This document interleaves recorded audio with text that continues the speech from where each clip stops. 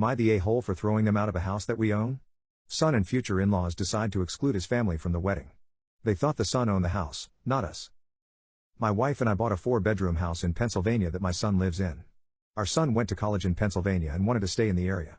So we bought the house as a second home. We live in New Jersey and commute to Manhattan for work. We figured that he would have a place to live and we could visit every so often and spend some quality time together.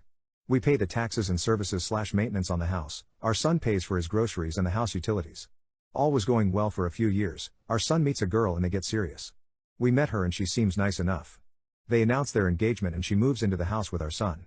Now for the problem, the wedding. We hold a little get-to-know-you barbecue at the Pennsylvania house. My son and daughter are there, as are our son's fiancée and her parents, and sisters. We all seem to be getting along well. My wife, daughter, and fiancée go into the house along with her mother's sisters, and my son. A few minutes later my wife and daughter come out and are upset. They come over and tell me we're leaving and driving back to New Jersey. I try to find out what happened. Once we get back to New Jersey and they calm down, they tell me that our son and his fiancée along with her family don't want us at the wedding. According to what I was told, we're not their kind of people. I was livid. I called my son and asked him what the heck this was about. He tells me that her family feels that we are not good enough and will embarrass them at a family wedding and that we are all uninvited from the wedding.